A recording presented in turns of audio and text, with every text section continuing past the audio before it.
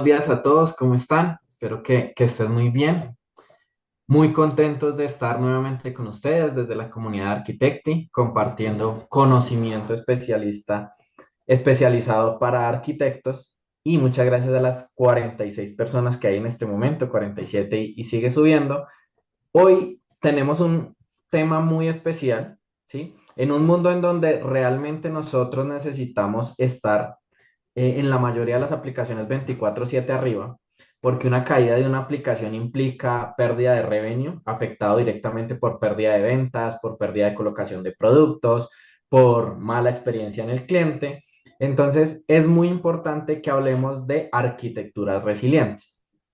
Y para hoy tenemos un invitado muy especial que es Julián Luna. Julián Luna es Cloud Solution Architect Lead en Renaware International y es AWS Community Builder y es creador del canal TryCash.tv, un canal donde hay más de 90.000 personas que en la TAM que están constantemente aprendiendo sobre desarrollo, arquitectura y tecnología de forma práctica. Además, Julián es autor del libro Guía Completa de cómo iniciar en el desarrollo de software. Es magíster en arquitecturas de TI y actualmente está cursando un doctorado en gestión de la innovación tecnológica en la Universidad de los Andes.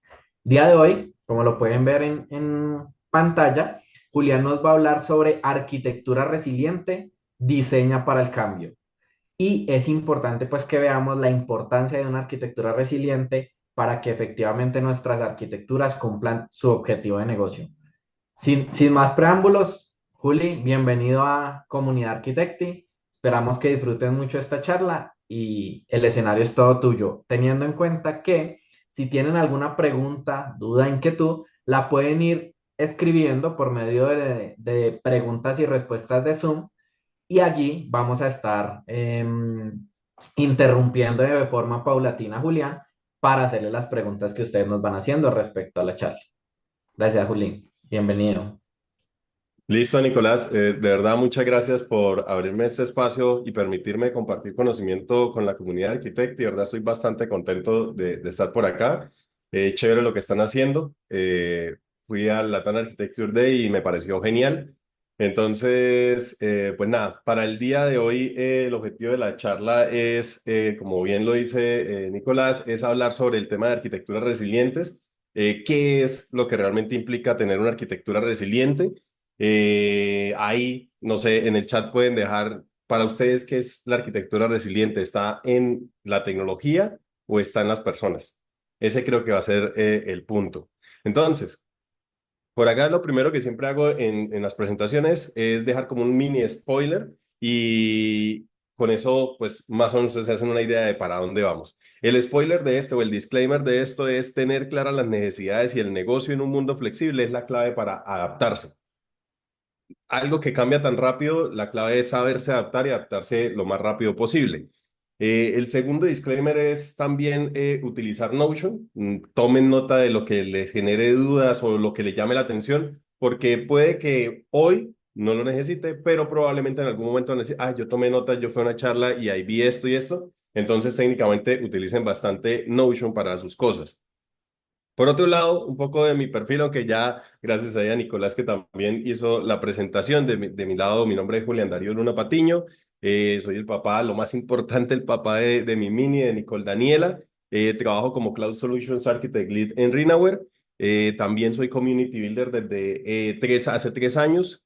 Básicamente estoy en la línea, al principio estuve en Frontend and Mobile, a partir de este año me movieron a la línea de DevTools.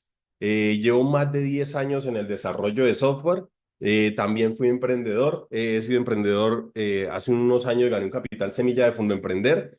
Soy ingeniero de telecomunicaciones. Quizás muchas personas pensarán por lo que me dedico que soy ingeniero de sistemas, pero soy ingeniero de telecomunicaciones. Hice una maestría, hice MATI en la Universidad de los Andes en arquitectura de tecnologías de información y actualmente curso el doctorado en gestión de la innovación tecnológica. Desde hace ya casi 4 años me dedico a crear contenido para compartir mi conocimiento y experiencia. De ahí, pues, la relación que hizo Nicolás referente a la comunidad ya es una comunidad un poco más de 90.000, 95.000 personas. Y por último, pues santanderiano, creo que lo van a percibir bastante en mi acento. Entonces, por ese lado está. En términos generales, me gusta mucho AWS y todo lo que tiene que ver con el ecosistema de JavaScript y slash TypeScript. Ahora, para empezar a entrar un poco en materia, ¿qué pasa si todo falla? ¿Qué es lo más duro de que si las cosas fallan? A veces se asume que la falla es solamente el momento crítico en que algo se detiene y ya está. Pero realmente, ¿en qué le impacta a una empresa cuando las cosas fallan? Por un lado, para mí el impacto más duro que tiene una empresa cuando fallan las cosas es en la reputación, porque en últimas el sistema se levanta, las ventas se puede hacer alguna cosa para mitigar el riesgo, pero técnicamente, o el impacto, pero técnicamente cuando se habla del impacto reputacional, eso sí que pega duro, porque es cuando un cliente quiere entrar y de pronto es quincena y va a pagar y, no está.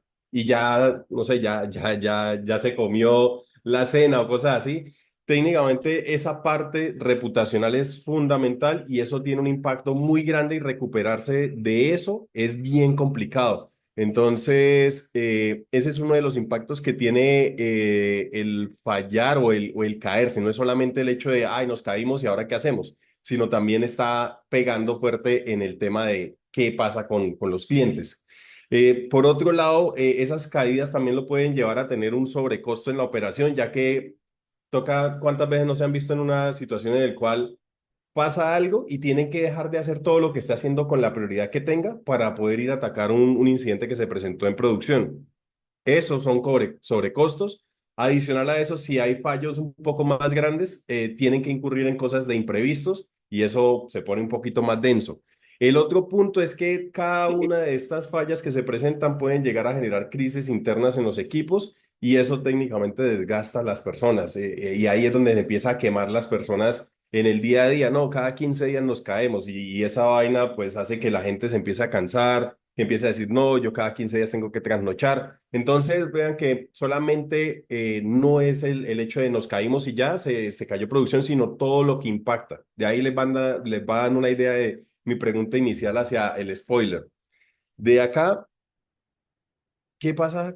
¿Cómo se puede resolver eso? Técnicamente en la parte de los cambios. Cada vez que sucede un cambio, ahí es donde se genera mucha fricción, porque usualmente es, vamos a lanzar esta nueva versión. No todas las empresas tienen la resiliencia para poder hacer un sistema o un ciclo de integración continua y despliegue continuo que les permita operar y hacer cambios en simultáneo, pero no sé, ¿cuántos han escuchado el de vamos a desplegar un viernes a las 5 de la tarde? Ese que es un clasicazo que es desplegamos el viernes y no dormimos el fin de semana. ¿Qué pasa? Técnicamente el cambio no debería ser muy distinto a una crisis, porque cada vez que yo voy a poner en producción algo, si algo se revienta, pues nadie va a querer hacer cambios, va a demorarse más tiempo, sobre todo anteriormente a lo que venía del ciclo de integración continua y despliegue continuo, lo que se hacía era enviar correo. Yo sé que de pronto hay empresas que todavía lo hacen así, es técnicamente mando un correo y le pido aprobación al jefe de mi jefe y después solamente mi jefe o el jefe de mi jefe es el que puede hacer el paso a producción.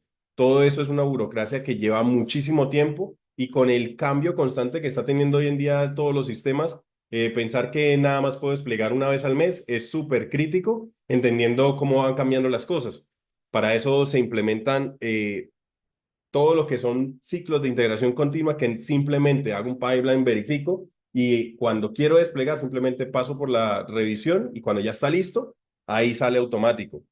Hay que entender que la nube y todo lo que se despliega en la nube hoy en día, todo en todo momento está generando cambios. Hay empresas que pueden llegar centenares de despliegues o pasos a producción al día y esa resiliencia se las da tener técnicas para poder generar ese tipo de cambios.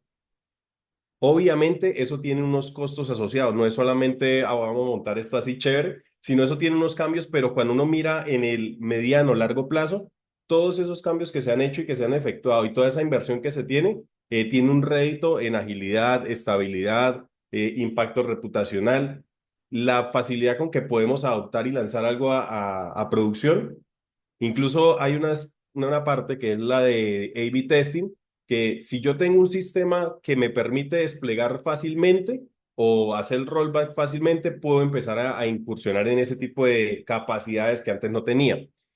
Eso termina diciendo que necesitamos tener son arquitecturas que sean, por un lado, muy resilientes, pero por otro lado sean muy adaptativas, que me permitan de manera fácil empezar a enviar cosas sin el temor a que se vaya a caer. Hay un sistema o hay una cosa que es la robustez, que es un sistema que es muy resistente. Hay otra cosa que es resiliente, que técnicamente es capaz de recuperarse ante escenarios. No hay sistemas infalibles. En algún momento, eso uno va a mandar un cambio pequeño y algo se va a caer sí o sí. Esta semana, la semana pasada, no esta semana, se vio la caída de una sola región bastante importante para AWS y qué problema que se formó a nivel mundial. Entonces, no es solamente el hecho de vamos a meter y a cubrir todos los casos, sino cómo hacemos para que aun cuando se caiga, eso siga operando y permita mantener la vigencia de la operación. Cómo reducir el riesgo y poder manejar el impacto con la operación. El último punto es más como ser antifrágil, por decirlo de alguna manera, es que cuando está en caos, que es cuando las cosas caen, puedan seguir operando y eso ya es una técnica tanto dentro del software como en los sistemas que la mantienen en producción, el sistema de despliegue. Por otro lado, hay que tener en cuenta que acá nos vamos moviendo un poquito más hacia la parte de, ya vimos un poco lo que es qué pasa si y después qué pasa cuándo, y ahora es cuál es ese mindset que se debe tener para poder operar este tipo de cosas que no es solamente atado a la tecnología, y vamos cerrando de nuevo el spoiler. Por un lado, la cosa está es en usted cómo ve el problema y cómo lo ataca. Y sobre todo hay cosas que hay problemas que no es solamente cuando está sucediendo en caliente, que sé que esa es la realidad de muchas empresas, que es, se prendió esto y hay que ir a apagarlo. Y ya está. Apagamos y todo sigue operando y cada quien se va y sigue en lo suyo y no pasó nada. Vuelve y se prende, vuelve y se forma el problema y se vuelve algo muy reactivo. Resulta que la cosa es, los problemas se asumen antes de que suceden. ¿Sí? Hay unos que son difíciles de predecir, pero sí hay una planeación y como un plan estratégico para mitigarlo, es importante. Una de las cosas es, por ejemplo, tener la división por células o tener división por dominios. Creo que esa parte es importantísima. El tema de tener personas con idoneidad para poder decidir cosas dentro de dominios específicos. Voy a dar un ejemplo muy general. Tener un dominio que sea toda la parte que financiera, por decirlo así, que hayan personas que tengan la capacidad de entender qué es lo que sucede ahí, qué pasa cuando viene una caída, qué hay que hacer, que también la decisión de cómo crecemos y hacia qué priorizamos sea de alguien que tiene mucha expertise en ese dominio. Eso ayuda a tener alguien que se cayó todo el sistema y realmente tiene idea de cómo lo desplegué, tiene idea de cómo está más o menos estructurado, pero no tiene un área de expertise pertinente a lo que se está sucediendo para poder decidir si voy con esto, hago esto, qué es lo que debo hacer, para dónde debo crecer. Entonces, una estrategia de resiliencia también es poder tener todo segmentado, tener distribuido las capacidades. Y para esto, por ejemplo, es muy común encontrar, creo que la arquitectura de microservicios es muy dada a eso, ya que pues cada microservicio tiene su infraestructura, por decirlo así, de tal manera que no se vuelve un punto único de falla con el cual se cae un pedazo y se va todo el sistema, sino que puede irse solamente un pedacito. Obviamente hay partes que son mucho más críticas que otras, pero se puede mitigar un poco ese impacto que tiene la caída que tarde o temprano va a suceder. Por otro lado, está como el circuito de feedback, que eso es un poco más de management y de cultura que el lado técnico, ¿sí? Que es, aprendo, empiezo a hacer cosas, construyo y empiezo a medir. Todo tiene que tener una medición. Hace unos años trabajé en Rappi y me gustaba un montón que todo estaba medido. Todo estaba medido, todo lo que estaba desplegado, todo estaba medido, todo tenía una PM, todo tenía métricas de negocio, métricas técnicas, tenía ciclo de porcentaje para lo que era como reliability en los servicios, y eso le permite a uno, mal que bien, empezar a identificar cada una de las partes que se tienen y cómo eso puede en algún momento degradarse, o si llega a suceder, detectar a tiempo tanto para el equipo técnico como para el equipo de negocio. A veces todas estas cosas se asumen que únicamente es, dígame si el servicio se cayó. ¿Sí? Eso impacta al negocio, pero también hay otras métricas que le pueden decir al negocio, oiga, de esta semana, entre la semana pasada y esta semana, hubo una pérdida de ventas del 10%. Eso no es normal. Entonces le avisa a alguien de negocio y ya ahí mira si pusieron reglas que no eran pertinentes, si fue que se hizo algún cambio, si es que está sucediendo algo. Y todo eso le permite al negocio dejar de ser reactivo y también tener un poco de previsión pues con este tipo de herramientas. Insisto, toda esta parte de resiliencia y ser infalible, entre comillas, también tiene unos costos asociados y no todas, quizás todas las empresas tienen la capacidad de asumir un sistema completo. Pero también lo que quiero dejarles de mensaje es, no porque no todas las empresas tengan la capacidad, no quiere decir que uno no pueda adaptar en la medida y el contexto que tiene la compañía. Eso creo que es importante. Creo que ese es el valor más grande que tiene un arquitecto y es poder entender el contexto, analizar cuál es el escenario ideal, hacer un paso a paso de cómo llego a la solución ideal, pero de acuerdo a las necesidades que tiene el negocio. Si uno entiende muy bien qué necesita el negocio, es muy fácil poder empezar a ser eficiente en costos de adopción de nuevas cosas para poder llegar al escenario ideal y también poder empezar a construir algo que lleve al siguiente nivel a la compañía y sobre todo el negocio. Yo insisto mucho, el negocio es importantísimo. De otro lado, ¿cuáles serían como esos rituales antifrágiles que hacen que el sistema no sea tan susceptible a que se caiga por nada? Por un lado, hay una cultura que se llama blameless o sin culpa, cultura sin culpa, la cual busca que las personas no sea como se cayó el sistema y de una vez vamos a buscar el que mandó a producción tal cosa y lo vamos a hacer pagar y vamos a ver cómo lo sacamos de la empresa, sino realmente es buscar qué fue lo que sucedió, cuál fue el paso a paso para atenderlo, qué aprendemos de esto y cómo lo documentamos para que no vuelva a suceder o si vuelve a suceder, tener por lo menos herramientas para poder recuperarnos mucho más rápido. Eso es un nivel de madurez un poquito más alto. Normalmente se encuentran como sesiones de post-mortem. Hace unos años vienen con la iniciativa de cambiarle el nombre de post-mortem porque pues, puede que no sea tan chévere, pero básicamente lo que consiste es en estas tres etapas. La primera etapa es qué fue lo que pasó, cuáles fueron los hechos. La segunda es la línea de tiempo de qué fue lo que se hizo en cada momento en que sucedió esto y cuáles fueron las causas que ocasionaron el incidente. Alguien mandó a un PR sin revisión a producción y se cayeron las cosas y quizás no alertó.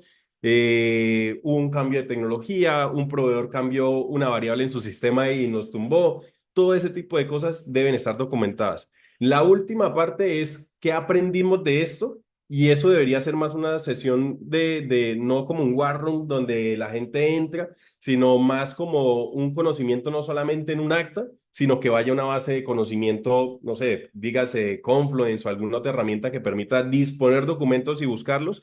Creo que ese es importantísimo de las lecciones. Y por último, el plan de acción. ¿Cómo hacemos para mitigar esto y que no vuelva a suceder? No, lo que pasa es que hay que tener doble revisión de los PR antes de enviarlo a producción, o no debemos ajustar el threshold que estaba definido allá en la herramienta para poder evitar que esto suceda, o no, cuando se pongan las reglas allá hay que prever que esto y esto y esto.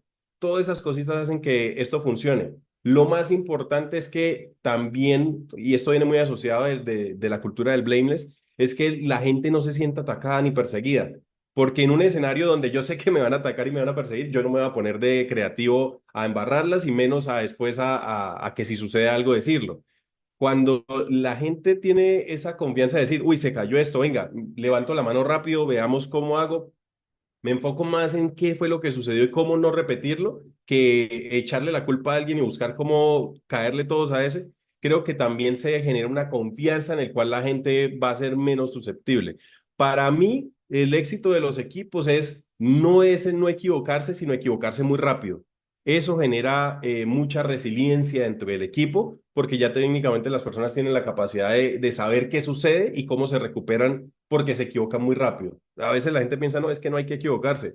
El éxito es equivocarse, equivocarse sobre todo por ahí arriba una frase que decía, equivocarse barato, que es embárrela cuando es muy barato, cuando no tiene tanto impacto, ¿sí? Por ahí ahorita viene otra estrategia, que es que es el de el Game Day, básicamente lo que busca es simulemos qué pasa. Algunos le dicen como caos, creo que es el otro término que también utilizan, o un día de caos. Básicamente lo que se busca es, no nos están atacando, no se nos está cayendo nada, nadie ha hecho nada, pero vamos a hacer una prueba, una simulación controlada que nos permita a nosotros identificar qué le pasa al sistema si llega a fallar. Entonces vamos a apagar o vamos a desconectar la base de datos, o vamos a hacer esto, o vamos a saturar de peticiones, pero todo muy controlado. Lastimosamente esto no se puede hacer tanto en escenarios, por ejemplo, de QA, Development, Staging, porque no tiene la realidad. En muchas empresas, los sistemas de producción no son necesariamente iguales a los de staging. En staging intentan tener una información similar, pero por costos, en escenarios de producción tienen más servicios o la información cambia y eso hace que sea muy difícil que podamos simularlo solamente hasta staging. Entonces, esto algunas veces lo que hacen es que lo simulan en un pedacito controlado de producción para poder entender eso, qué sucede cuando se estresa el sistema. Entonces, lo primero que hay que tener es un objetivo claro, qué es lo que queremos validar haciendo este ejercicio. El segundo son las hipótesis de qué debería pasar. El tercero sería ya ejecutar la simulación y empezar a validar las hipótesis y ver, por ejemplo, las herramientas que se tienen. Ahorita, bueno, ahí es donde se utilizan las bases de conocimiento, lo que les decía hace un rato del tema de Confluence o si tienen documentación suelta. Hay otra herramienta que sirve mucho de resiliencia que es los playbooks, que es básicamente estoy de guardia y se cae algo y yo no sé, entonces me toca empezar a ver qué hago. En cambio, si me dice, se cayó el equipo A y el error es este, entonces yo puedo ir a un conjunto de playbooks en el cual dice, equipo A, si falla, si el error dice esto, haga todos estos pasos. Primero valide esto, haga esto, vaya a esta plataforma. Si eso no funciona, entonces escálelo con X persona. Eso hace que sea mucho más ágil y mucho más fácil de tomar las cosas porque no necesariamente siempre está la persona más experta disponible a las 2 de la mañana cuando se cayó el sistema. Si alguien está ahí, puede ir y coger un playbook y empezar a mirar, ah, no, lo que pasó fue que se cayó fue tal cosa. Lo que pasó es que se cayó tal otra y según el playbook lo que tenemos que estar ejecutando es X y Y cosa. Esa parte es importantísimo. A veces hay cositas que parece que fueran innecesarias, pero hacer estos ejercicios también a tiempo les permite estar preparados. El último punto es la retrospectiva y el feedback, que es como, listo, ya hicimos el ejercicio, ya vimos qué es lo que falla, ahora qué hacemos con esto. No solamente ya nos dimos cuenta que no hay cae, sino, venga, deberíamos mejorar esto, vimos que esto se comportó así, sacar un plan de acción y empezar a prepararse. En esencia, la idea es que, pues, producción es bastante crítico, se pueden hacer sesiones de 2 horas o menos según la criticidad de donde se vaya a hacer la prueba o del sistema en general. Entonces, esta es otra de las estrategias que también se puede hacer.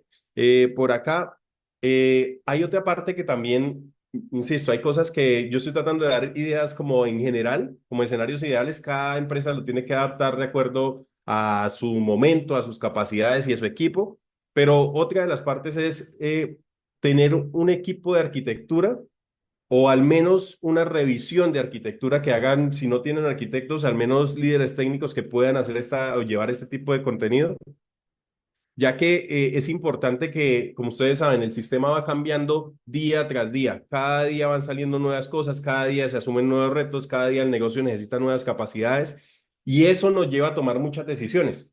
Y para los que están en arquitectura, cada cosa que se toma, cada reto que se asume, cada línea de código, encima de todo eso, en últimas lo que hay son decisiones de arquitectura de vamos a hacer esto, vamos a beneficiar esto, vamos a perjudicar esto, se tienen estos riesgos. ¿Y qué pasa cuando uno deja, hoy escribo algo y yo no lo vuelvo a ver? Pasa el tiempo y eso se va volviendo obsoleto. Hay que cada cierto tiempo empezar a revisar cuáles son las decisiones que tomamos. Para eso, una de las estrategias que existe en arquitectura para poder documentar todo esto son los ADR. Ahí es donde uno coge y empieza, vamos a meternos a hacer una nueva herramienta. ¿Por qué no utilizar? ¿Qué lenguaje utilizamos? No, vamos a utilizar Go, el otro dice no vamos a utilizar Java, el otro dice vamos a utilizar C Sharp. Entonces, hacer el análisis de eso y decir, no, es que la realidad de la empresa es que nosotros solamente trabajamos con tecnología Microsoft, solamente utilizamos microservicios, solamente utilizamos esta librería, el equipo no tiene el conocimiento en Java, todo ese compendio de cosas sumado a la experiencia del arquitecto que dice, no, es que según mi experiencia de negocio, de línea para hacer este ejercicio, técnicamente yo lo que tengo que hacer es X y Y cosa y por eso el diseño es este. Todo ese conjunto de cosas que se vuelve muy subjetivo deberían estar documentados en los ADR para que a futuro, si el señor se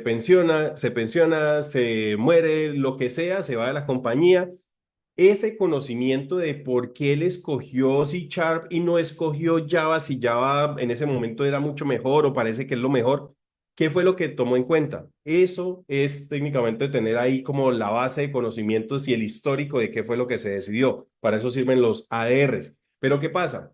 Como el sistema va cambiando y ahorita todo va generando nuevas integraciones y hay que habilitar nuevas cosas para el negocio, cada cierto tiempo se debería tener, por lo menos de lo más crítico, una revisión de los AR para estar seguros de que si algo cambió, los AR tienen la información.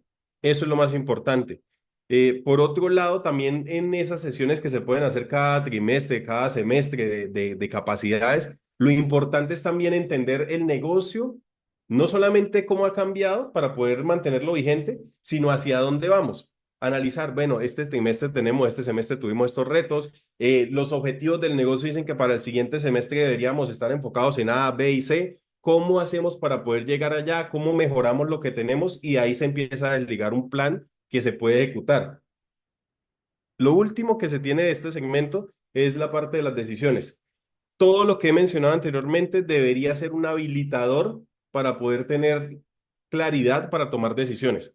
Normalmente el arquitecto, cual sea de soluciones, de empresarial, de software, de información, de seguridad, del que sea, deben ser también un habilitador del negocio. Es alguien que tiene un grado de profundidad y de conocimiento y entendimiento de muchas cosas que le debería permitir a los que toman decisiones de hacia dónde va el norte de la compañía, cómo le comparto o le asesoro para que pueda tomar la mejor decisión. Entonces, cuando uno entiende que uno tiene esa posición, lo que debe hacer es tener la capacidad no solamente de analizar mi área de expertise, sino entender muy claro el negocio y la visión que me están diciendo. Es que nosotros vamos para allá y ya uno dice, es que el negocio es así, es que la tecnología es así, mi área de expertise es así. Mi sugerencia es que lo hagamos de esta y esta forma, tratar de asesorar hasta donde más se pueda con todo el contexto que eso conlleve. De otro lado, hay una parte que es bien importante, que es la gobernanza pragmática, o que como no solamente es el hecho de, tenemos equipos que se encargan por dominios de hacer cosas, hay una parte que es importante y es cómo hago para poder llevar unificado todo, que alguien sea el que tome decisiones, que todo esté medio y clasificado. Para esto, hoy en día, de hace como 1 o 2 años, se escucha bastante el término de FinOps, que básicamente regula mucho porque para nadie es un secreto que, así como el gobierno a través de los impuestos es el socio número uno de las empresas, hoy en día el socio número dos es la plataforma cloud. Entre más eficiente sea el sistema en términos de costos, pues obviamente la empresa va a poder operar y crecer. La industria va creciendo, la empresa va creciendo y con eso los costos asociados son cada día más críticos. Por otro lado, también la parte de medir, tener la capacidad de medir e ir viendo para facilitar la toma de decisiones, no solamente, uno piensa que de pronto las decisiones son solamente a nivel de negocio, pero la realidad es que las decisiones vienen también desde el equipo técnico que dice, uy, vea, esto puede fallar, vean, esto puede ser esto, mitigar el riesgo, y eso impacta a largo plazo o a mediano plazo, pero algún día va a llegar ese momento y va a ser crítico. Por un lado, en la primera parte de FinOps, los costos asociados, entender los costos asociados no solamente como no tenemos una facturación o una factura de $1 millón de AWS, sino realmente cómo hacemos para desagregar todos esos costos que tienen y decir, el costo de delivery es tanto, el costo de, no sé, ventas es tanto. El tener todo eso mapeado va a permitir entender realmente cómo funciona la distribución de costos y cómo podemos hacer eficiencias ya con un grado de expertise. No es lo mismo decir, tenemos una factura de $1 millón, ¿cómo hacemos para reducirla? Y cada quien empieza a dar ideas sueltas, a decir, ventas tienen una facturación de $300,000 al mes. ¿Cómo hacemos? ¿Qué procesos ustedes están llevando y cómo podemos hacer para ayudarlos a que sea más eficiente? Es mucho más fácil cuando el problema es granular. Por otro lado, también está asociado al crecimiento.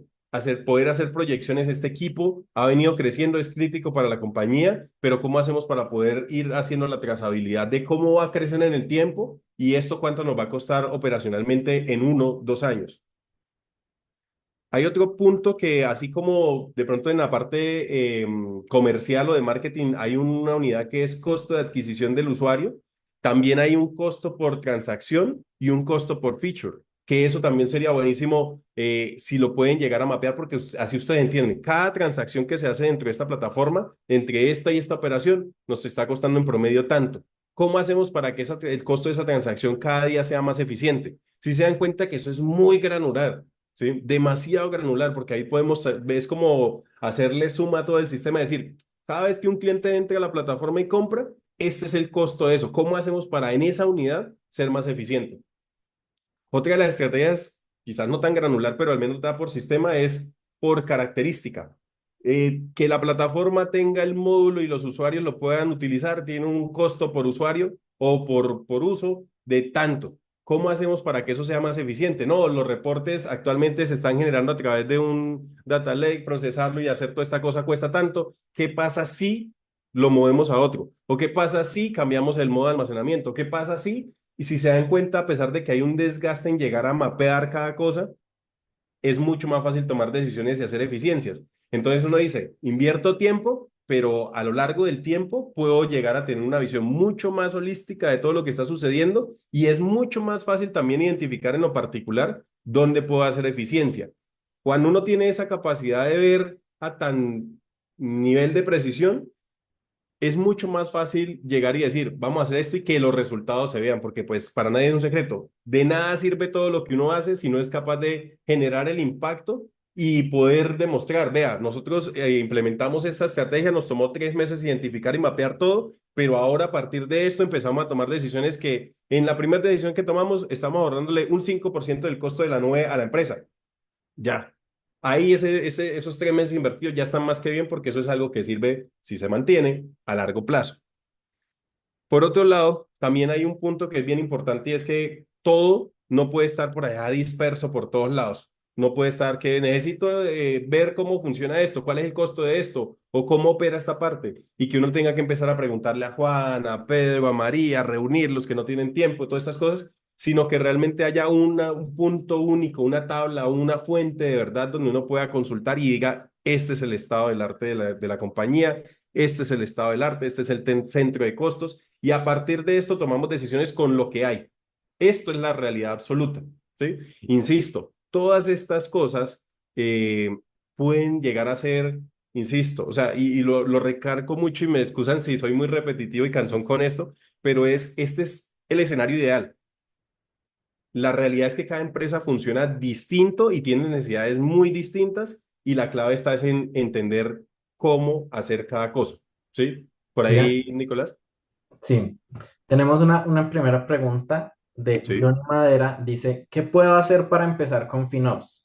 Actualmente hay problemas de costos en cloud y no sabemos medir ni el ambiente ni cuánto cuesta una feature o módulo. ¿Quiénes deben participar en esa área? Uf, esa está tremenda esa pregunta. Vean, no es mi área de expertise, para aclarar, pero hace un tiempo, hace 2 años, recién salía un libro en O'Reilly que yo creo que ya debe tener nueva versión. Si ustedes buscan FinOps O'Reilly, ahí les debe aparecer ese libro. Principalmente para de pronto los que tienen también ese objetivo de cambiar de carrera y que vienen del sector financiero contable, esas son las personas idóneas. O sea, deberían vincular a las personas financieras, obviamente como todo, se puede empezar de una particularidad manual, que es donde un financiero tiene los costos de operación y toda una matriz o unas tablas donde mapeen realmente los costos que se tienen y de la mano de alguien con expertise en la parte cloud que pueda decir, vea, acá el financiero me dice, vea, este bloque está consumiendo unos $10,000 mensuales y que alguien que tiene conocimiento en cloud vea, es que nosotros tenemos este servicio, pero si cambiáramos este servicio, si utilizáramos este tamaño, si cambiáramos la región, podemos generar un plan para poder hacer más eficiencias. Entonces, siento que para la parte de FinOps debería ser idealmente alguien que tenga conocimientos, como lo dice su nombre, financieros, pero que también tenga conocimientos en cloud, específicamente en servicios y cómo eso opera, y sobre todo se conozca el derecho y al revés el TCO, las calculadoras de costos de las plataformas que hay, o por lo menos tengan buenas prácticas para poder reducir costos. Creo que hay de la mano de el Well Architecture Framework, por ejemplo, es el que utiliza AWS. Uno puede hacerse una idea de, venga, si usted tiene problemas de performance en este módulo o en este servicio, acá tiene unas buenas prácticas de cómo implementarlo para optimizar sus costos. Ese sería una primera herramienta. Obviamente han salido startups que se enfocan en conectarse vía API a su infraestructura y generar pipelines que en el cual usted va a desplegar, antes de desplegar, le estima cuál es el costo y ya un financiero o la persona autorizada o el FinOps encargado puede decirle aprobar, pero ya sabe cuánto le va a costar eso. Obviamente esos son otros grados de automatización, pero en lo mínimo, en lo manual, un financiero que lleve el costo y alguien o con experiencia en la parte de buenas prácticas y cloud. Creo que ese sería el híbrido ahí como para poder llegar al FinOps. Gracias, Juli. Si me permites Sí, agregar, también. quisiera agregar algo ahí y es, obviamente todo esto es un mundo muy grande, todo el tema de FinOps. Yo compartí un link ahí de Frugal Architecture, que me parece que por ahí es el camino. Y, por ejemplo, Werner Vogels también publicó un tema de Frugal Architecture que da varias buenas prácticas. Pero acá hay que contemplar muchos puntos. Entonces, por ejemplo, ahí lo mencionaban en temas de ambientes. Entonces, tú tienes unos ambientes de desarrollo, tienes unos ambientes de QA y tienes unos ambientes de producción. Entonces, y por ejemplo, las personas que trabajan en desarrollo y QA no están 24/7. Entonces, en ese tiempo en el que no están, pues nosotros deberíamos bajar el sistema para que no consuma los créditos que tiene que consumir, ¿cierto? Y efectivamente esto nos ayude pues a ser muy costo eficientes. Deberíamos extrapolar también, pues yo no voy a necesitar la misma carga de desarrollo y de QA en producción, pero sí saber también extrapolar de las pruebas de carga si funcionan aquí, cómo van a funcionar probablemente en producción. Por otro lado, uno puede llegar a hacer toda una configuración de cuentas, ¿cierto? En donde uno pueda inclusive separar por proyectos. Entonces tú podrías saber también cuánto es el costo que estamos teniendo con este proyecto. Porque acá hay un punto importante.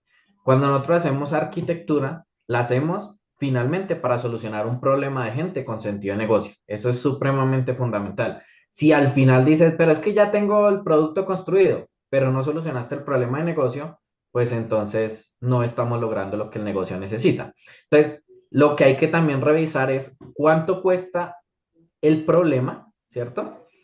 ¿Qué beneficios también económicos va a traer la empresa ese problema y que el costo de solucionar ese problema no sea mayor a los beneficios? Entonces eso también es supremamente importante tenerlo en cuenta. Adicional, ahorita, por ejemplo, con lo que pasó con Amazon, muchos decían como, no, es que nosotros debemos garantizar una resiliencia en varias regiones y esto se puede hacer en Amazon y demás, más allá de que ese no fue el problema, porque lo que estaba caído era un tema con Dynamo y afectaba a los balanceadores, pero más allá de eso es, no todo lo que, o sea, no todo lo que brilla solo dicen por ahí, yo no necesito un tanque de guerra para matar a un ratón. O sea, a veces, sí, claro, tú puedes configurar una arquitectura multiregión, pero eso va a tener un costo.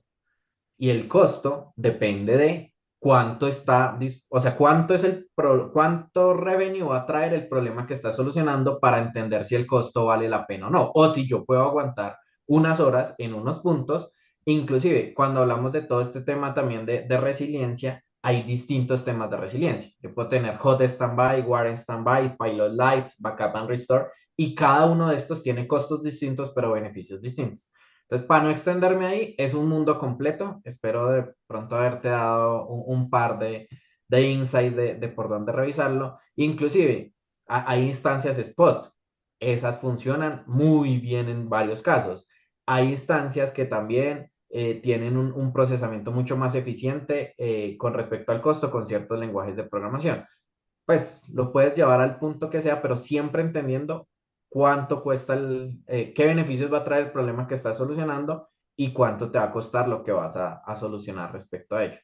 Listo, y Frugal Architect es la recomendación. Dale, Juli, qué pena ahí. Bien, no, no, no, bastante valioso eso y me parece en LinkedIn hay puros posts de estrategia multicloud. ¿Son millonarios o qué?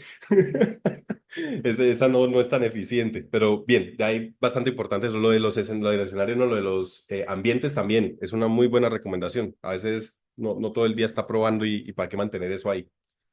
Bueno, de acá hacia la otra parte, ya vimos la parte de FinOps, ahora viene la parte de métricas slash seguridad. Básicamente tiene las métricas Dora, no es Dora la exploradora, el meme me pareció bastante bueno. Por un lado está el tema de el lead time, cuánto nos demoramos en desde que llega, o sea, cuánto nos demoramos en poner en producción. Básicamente esa es una de las métricas. Aparte de ese, y ese no está acá, también es bueno que hoy en día todo, hay mucha implementación de metodologías ágiles.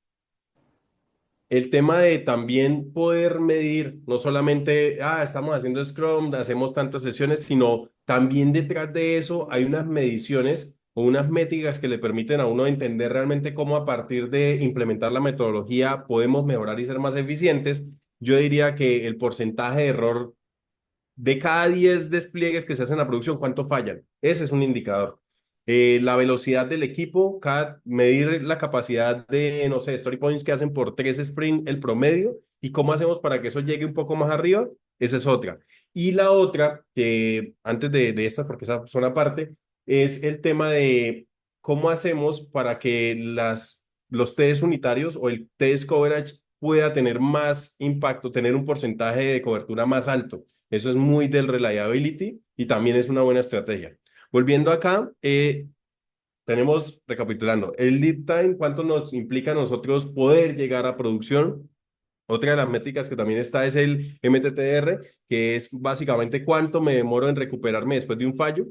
La frecuencia de despliegue que tenemos, esa sí puede estar muy asociada a las métricas que decía ahorita, cada cuánto tenemos la capacidad de desplegar y tratar de ir reduciéndola a lo más que se pueda hasta el punto ideal donde usted puede desplegar al día centenares de veces, un viernes, un sábado, un domingo y estar durmiendo tranquilo de que nada va a suceder y si algo sucede va a ser muy fácil hacer un rollback o poder identificarlo rápidamente. Y el último, también lo mencionaba con la parte de las métricas Agile, que es como tasa de éxito. Ese era el que estaba buscando, tasa de éxito. Lanzo 10 despliegues, 10 despliegues funcionan bien. Lanzo 10 despliegues, 2 salen bien, ya ahí hay un tema de criticidad, puede ser calidad, puede ser cualquier cosa. ¿Sí? Por otro lado, es una política del 20%. Para esto, es importantísimo tener en cuenta que a pesar de que el negocio es crítico y que se supone que uno debería estar haciendo esfuerzos en tratar de ir aportando, porque hoy en día, reitero mucho, salen muchas cosas, hay que lanzar una nueva feature, que hay que implementar esto y si no salimos, la competencia no la gana. Sí, pero idealmente invertir el 20% de la capacidad de sprint en resiliencia, en reliability, en darle más calidad a lo que se vuelve una deuda técnica y algún día pasa factura. El 20% que puedan decir, este sprint vamos a mejorar documentación, vamos a agregarle a los test unitarios, vamos a agregarle a refactorizar. Todo lo que ustedes puedan hacer con ese 20% para poder agregarle más resiliencia al sistema, su yo del mañana que va a estar durmiendo a las 3 de la mañana y le va a sonar una alarma y se va a caer la empresa, le va a agradecer esa parte. Creo que es como un plan continuo, no es algo como que yo lo hago hoy y ya lo puedo dejar ahí y en 2 años lo miro. Yo sé que esta parte negociarla de pronto con las personas de negocio y producto puede ser un tanto difícil porque pues obviamente están diciendo, no, pero es que necesitamos más capacidad, necesitamos que el equipo esté más disponible para poder seguir creciendo y poder seguir abarcando. Es mucho más caro dejar que la deuda técnica lo alcance a uno que invertir este 20% en cosas. Obviamente, cada empresa mirará si el 20% le hace sentido, si es un 10, si es un 15, si es un 25, si es el 50%, si es que ya está muy crítico el 80%. Depende de cada realidad, pero es importante que se tenga conciencia de invertir en estabilizar el sistema y sobre todo en el tema de reducir o gestionar la deuda técnica, porque la deuda técnica nunca desaparece. Por otro lado, y este va muy de lo que hablábamos ahorita con la parte de FinOps, que es como tener un presupuesto y entender el impacto de, oiga, se nos cayó el equipo de tal cosa, ¿cuál es el impacto real en toda la empresa? ¿Cuánto cuesta? ¿Cuánto va a mover para poder recuperarse? Entonces, tener mapeado, así como yo les decía al comienzo, todo por dominios y saber que hay alguien que está respondiendo por eso, saber cuánto me cuesta eso, cuánto cuesta una falla en ese equipo y si llega a reventar, ¿cuál es el ratio no, el radio de impacto que va a tener? Eso también me permite a mí, al tener mapeado todo eso, poder decir, ok, tenemos 20 equipos. de los cuales unos son muy pequeñitos, otros son más grandes, otros son gigantes, pero ¿cuál es el impacto? Y algo que también deben mencionar ahorita, Nicolás, que es el tema de saber cuál es el costo de resolver problemas. Que si yo tengo un problema que resolverlo me vale $1.000.000, pero mantenerlo vale $100 mensuales, pues yo voy a decir, venga, ¿por qué voy a invertir $1.000.000 para dejar de gastar 100 al mes? Lo mismo pasa con esto. Si yo ya tengo mapeado a nivel de costos qué es lo que hay, puedo saber cuál es el equipo o el espacio no, la parte crítica que yo tengo y cómo le distribuyo y le asigno recursos y me hace mucho más eficiente. No es lo mismo tener todo un sistema en el cual a todo le estoy dedicando mucha capacidad a poder porcionar y decir, este equipo es muy crítico para la operación y si se cae el impacto va a ser de millones de dólares. A este equipo es pequeñito y si se cae, lo más que pasa es que el usuario no va a saber que recibió el correo de que inició sesión, que puede ser un fallo de seguridad, pero eso no va a detener el negocio, ¿sí? Entonces, esa parte también es bien importante. Este pedacito quería enfocarlo también en cómo se construyen equipos que estén preparados para esto, porque a veces se asume que solamente armamos el equipo A, el equipo B, el equipo C y nos vamos, pero resulta que también hay otras topologías de equipos que permiten tener una mayor resiliencia porque hay equipos enfocados en diferentes cosas. Para esto, creo que hay el libro, si no estoy mal, se llama exactamente igual. Por ahí está el señor de Augusto que dice el SWAT. Sí, eso. Uno le dice el squad, el SWAT, de diferentes formas. En esta parte, si no estoy mal, el libro se llama así, topologías de equipos o team topologies, no me acuerdo, pero se centra en esta parte. El caso es que este gráfico define, normalmente uno piensa que los equipos es uno solo y chao, pero hay diferentes estrategias dentro de los enfoques que tienen para participar en lo que es el día a día o el ciclo de desarrollo o de operación. Entonces, básicamente tenemos 4 equipos. El primero son los que son Stream Aligned, que van de punta a punta, que son como los que llevan todo el que se encarga del sector financiero, o del sector financiero no, digámoslo, de shipping. Es el del equipo de shipping dentro de la plataforma. Entonces ellos tienen un product owner, tienen un designer, tienen un frontend, un backend, un QA. Son los que tienen esa línea de expertise y se encargan de que esa línea llegue de inicio a fin, desde que el negocio dice, me duele esto, ellos plantean la solución, la iteran, la mantienen. Después, cuando suceden las cosas, son los que tienen la potestad de decir, esto lo vamos a mejorar así, lo vamos haciendo así. Ya está por ahí a Wilson. También gracias. Ahí está. Se llama Team Topologies de Matthew. Gracias ahí por ponerlo. Gracias. Y van de lado a lado. Esas son las líneas que van de lado a lado, los carriles de la empresa. Por otro lado, hay otros que son los que están más encargados, por ahí, Nico. Sí, para, para que, antes de que digas este slide, hay una persona, Cristian Caro, dice, la realidad es que no hay una regla escrita para asegurar resiliencia. A la hora de la verdad depende mucho del negocio y la necesidad. Tener estrategias de recuperación o rollback. Personalmente considero que es importante que TI esté muy sincronizado con negocio y la visión a futuro y así evitar brechas que se verán reflejadas en la deuda técnica. Entonces, si quieres, voy a compartir un pensamiento respecto a eso y Sí, sí, tú sí. continúas. Y básicamente es, ahí, aprovechando, voy a dejarles como un artículo en el chat, porque estoy de acuerdo con lo que dice Cristian, solo quiero acotar que la deuda técnica no es mala. Sí, la deuda técnica mal administrada sí es mala. La deuda técnica es como un préstamo y a veces yo necesito el préstamo para poder arrancar mi empresa. Si no tengo ese préstamo, no logro arrancar mi empresa y no logro obtener los beneficios que tengo. La deuda técnica en tecnología puede ser similar. Es que si yo me demoro configurando todo esto 3 meses para tenerlo listo como lo necesitamos, pero a los 3 meses que yo salga, ya la competencia se comió el mercado. Entonces ya salí muy bien técnicamente hablando, pero ya perdí el 90% del mercado. Entonces ahí es donde uno puede llegar a negociar temas de deuda técnica para poder salir antes, pero con compromisos tangibles y administrados de que voy a recuperar esa deuda técnica con tal de obtener unos beneficios de negocio. Nuevamente, esos beneficios de negocio tienen que ser mucho más altos de lo que la deuda técnica me va a generar, como cualquier préstamo, para que esto sea costo eficiente, porque solucionar un problema después de que ya la arquitectura está en producción cuesta muchísimo más que solucionar un problema cuando yo lo estoy haciendo. Entonces, esos son, y ese costo es lo que nosotros llamamos los intereses, como en cualquier préstamo. sea, cualquier préstamo, si lo pides a 1 año, tiene unos intereses, pero si lo pides a 20, los intereses son muchísimo más altos. Dale, dale, Juli, gracias. No, no, no, comparto ese punto y también lo que decía ahí en el comentario, en la pregunta, es el tema de cada empresa es totalmente distinta. Creo que eso es algo que también uno, o sea, el mundo de tecnología es demasiado grande, pero cada empresa es un mundo y es totalmente particular. Entonces, lo mejor que uno puede hacer es entender cómo hago con la necesidad que tiene. Clave y fundamental, lo reitero también un montón, es el negocio. Todo lo que se hace debe responder a algo de negocio. No porque la inteligencia artificial está de moda y quiero ser fancy, vamos a meterle eso porque es que a los clientes seguramente les va a gustar, pero nunca hubo una validación desde el lado de negocio que los clientes realmente necesitaran ese caso de uso.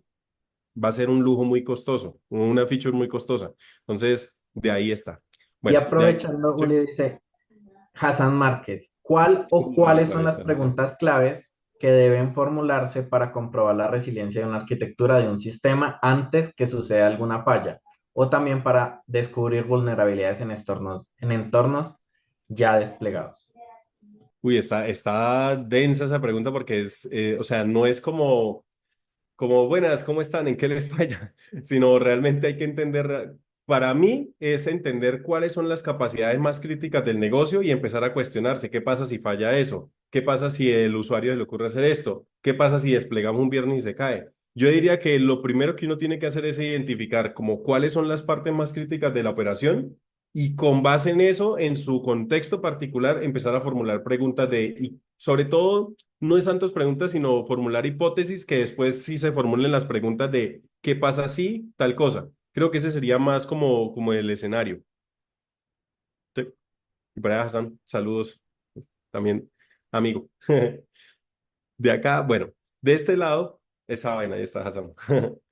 De este lado está el tema de, bueno, la segunda topología sería el de platform, que ya son personas o equipos que se encargan de habilitar. En esto es los que normalmente, yo creo que es un error, pero normalmente uno encuentra en las empresas que le dicen los de DevOps y uno manda un ticket de allá por Jira o los contacta por Slack y son los que hacen un montón de cosas. Pero en esencia son equipos que se encargan de habilitar cosas para otros equipos, que pueden ser, bien sea los platform engineer, que es quiero desplegar y quiero que me habiliten este recurso, esas personas. También los de seguridad, los que dan acceso, los de soporte, es ese tipo de equipos, pero son equipos al servicio de otros. Hay que poner atención al pedacito. El otro, este es más de proyección y siento que en este a veces se peca, es porque son los habilitadores, que son equipos que básicamente son de adopción, bien sea porque salió una nueva tecnología o salió un nuevo framework o salió una nueva cosa y queremos volverlo estándar dentro de la compañía, entonces empiezo a hacer el acompañamiento en cada equipo de cómo hacer la implementación. Pero particularmente tengo un amigo que él trabajaba en Bancolombia y él me decía que allá tenía un equipo que eran como arquitectos expertos, que eran eh, desarrolladores expertos, era más o menos el rol. Ellos era como una mesa de ayuda, pero en términos de buenas prácticas. Queremos adoptar, por ejemplo, me acuerdo que en esa época estaba capacitando mucho a la parte de Domain Driven Design y era como acompañar a los equipos, capacitarlos, decirle, mire, estas son las buenas prácticas, en la empresa se está estandarizando así. Eso se puede ver como capacitación, pero también la vía más eficiente para la compañía para asumir un costo de este tipo es como un estándar, que es el equipo que se encarga de ir y evangelizar al resto para hablar un mismo idioma y permitir que haya un realmente, valga la redundancia, un estándar de lo que tenemos en producción y eso facilita un montón de cosas. El último que está acá, que no lo puse en el slide, pero está acá explicado, que son estos que es Complicated Subsystem Teams y básicamente no es tanto un equipo, sino es cuando normalmente todos los sistemas se intercomunican o se interconectan o tienen que participar. Entonces, es como ese espacio entre dos equipos que tienen una dependencia compartida de un proceso. Ahí hay un conocimiento y ahí debe haber una gestión. Entonces, es como un equipo virtual que se forma entre dos alianzas o entre dos participaciones de dos o más equipos que están interactuando. Entonces, ese es el último que no está dentro de este slide, pero quiero resaltarlo porque es virtual, pero existe. Y ese es bien crítico. Por ejemplo, cuando te dan rápido y se tenía que hacer planeación, uno de los puntos críticos era el momento en que había que generar una nueva característica y el equipo no contaba de pronto con el panorama completo, no sabía que existía este equipo y también era partícipe de ese pedazo. Entonces, poner de acuerdo a todos con las prioridades y demás para poder ejecutar algo, a veces se complica bastante. Entonces, por eso creo que es importante resaltarlo y saber que ese equipo virtual existe, que es cuando se forman dependencias entre dos o más equipos. Y ahora, ¿qué hacemos, señor Stark? ¿Qué hacemos con todo esto? Básicamente, después de todo este poco de información, lo que yo diría que este es como un roadmap sugerido para... Yo soy muy de las metodologías ágiles, de vamos a iterarlo y lograr hacerlo paso a paso. Yo creo que no hay, por ejemplo, hace unos años hubo el fenómeno de vamos a certificarnos en Scrum y todo el mundo se volvió certificado en todo y hacer todo en la empresa y realmente eso no funciona. Hay que entender sí cómo funciona eso, pero cómo en mi contexto las cosas funcionan. Entonces, este es como un roadmap que planteo, que es básicamente tres fases. En la fase cero es como tener una plantilla del postmortem, cómo vamos a empezar a implementar eso para poder aprender de lo que ya estamos fallando. Y por el otro lado, tener una prueba del Game Day, que es básicamente hacer esa simulación de qué pasa si y ahí empiezo a generar. Importantísimo que la base de conocimientos esté al alcance de todos. Si pueden empezar a construir playbooks, también es importante. O sea, no es que tenga que hacerlo súper grande y al estándar de una ISO o vainas así de documentación, pero que sí empiecen a tener información, que alguien pueda consultarlo. O sea, no es la cantidad, es la calidad y la practicidad con que yo puedo consumir la información que está. Esa sería la primera fase. La segunda fase sería como empezar a decir, vamos a tener una revisión de arquitectura cada 3 meses o cada 6 meses, que uno ya sabe que le aparta 1 o 2 días o el tiempo que consideren para poder revisar qué es lo que hay y hacia dónde vamos, cómo mejoramos y demás, que eso va a cambiar un poco la perspectiva de simplemente esperar a que llegue la nueva integración y hacemos cosas o vemos cómo impacta, sino realmente vamos teniendo un flujo de trabajo mucho más planificado y que nos permite entender mejor qué es lo que viene y cómo el negocio adopta eso y cuál es la criticidad para poder adoptarlo en el día a día. Otro impacto, otra parte que también se debería empezar a hacer es el tema de empezar a medir. Empezar a medir. En la medida en que ustedes empiecen a tener como esas métricas, va a ser importantísimo porque lo que no se mide no sirve. Entonces, técnicamente, eso creo que les va a ayudar también bastante a poder ser resilientes y entender qué es lo que está sucediendo en el día a día de operación. El último o la última etapa es, listo, yo ya implementé, yo ya estoy midiendo, pero ahora ¿cómo hago para poder hacer esto? Hay que empezar a poder visualizar. De nada sirve también medir si para poder identificar algo y tomar una decisión está por allá, súper, toca ir hasta el tablero X o toca ir a la plataforma tal y empezar a sumar y todo eso. No, creo que unificar las métricas, por ejemplo, lo que se hablaba de tanto FinOps, que es entender el negocio, cuánto le está costando y cómo está performando, y por el otro lado, cómo está la operación técnica y eso cómo está operando, no, cómo se está comportando. Eso me va a permitir de manera visual tomar una decisión rápida. Acá tengo el negocio y en este lado tengo la parte técnica. Y la última parte es empezar a delegar o a tener como más ownership o tener esos contextos de los equipos que me permitan saber qué es lo que necesito de cada pedazo y que hayan personas, hayan dolientes reales, no solamente con yo soy el responsable de esta área, sino que tenga la capacidad de entender cómo opera y hacia dónde va y tomar decisiones con eso. Eso para mí es como la semillita que los va a llevar por intuición a empezar a explorar más cosas y a llegar a un grado de profundidad mayor.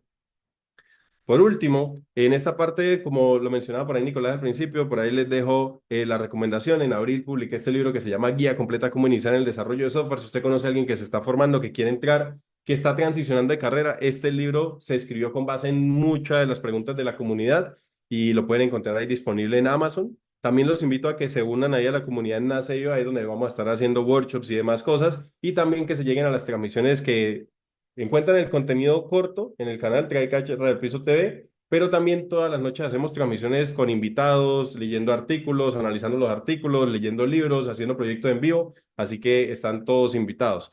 Y por último, también les dejo la invitación para que se unan a la comunidad Arquitecti y sigan consolidando. De verdad, estoy bastante contento de estar en el espacio el día de hoy y los invito a que se unan. Es muy poco, el esfuerzo o lo que uno encuentra en comunidades de específicamente de arquitectura y creo que Arquitecti el trabajo que está haciendo es muy, muy bueno porque no hay espacios, todo el mundo habla de software y todo el mundo quiere ser backend o frontend, pero resulta que eso apenas es el primer peldaño.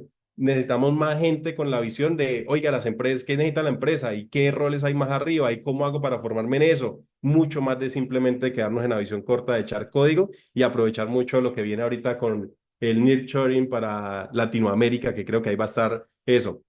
Por otra parte, acá les dejo mi contacto si necesitan alguna cosa. Ahí está mi perfil de LinkedIn y espero que les haya gustado la sesión del día de hoy, que algo hayan aprendido. Y si tienen dudas, también ahí la pueden dejar en el chat. Y gracias a Nico y al equipo en general, de verdad estoy bastante contento de estar por acá. Entonces, por ahí les dejo de nuevo el link para que se puedan unir a la comunidad. Julián, muchas gracias por esta charla. Espero pues que toda la comunidad la haya disfrutado mucho, yo la disfruté bastante y que cada vez empecemos a compartir más como comunidad de arquitectura, compartamos el conocimiento porque esa realmente es la única manera en que podemos transformar la TAM. Listo. Ahí no solo está el link para que se unan a la comunidad, sino también está el link para que postulen sus charlas. Esto es comunidad y la comunidad la construimos entre todos. Así, Julián postuló su charla y entre varias personas, pues, obtuvo la oportunidad de estar acá con nosotros compartiendo su valioso conocimiento. Entonces, pues también aprovechen para que nos compartan, postulen sus charlas y estén acá en este espacio de comunidad. Muchas gracias a todos. En el chat, Jonathan, Freddy, varias personas han colocado también temas que me parecen interesantes para que los revisen. Y con esto, pues ya por tiempo, terminamos esta charla. Espero que la hayan disfrutado mucho y estamos súper contentos y súper atentos para que juntos sigamos transformando esta comunidad. Gracias. Bien, muchas gracias a todos, que estén bien. Gracias, Juli. Muy chévere.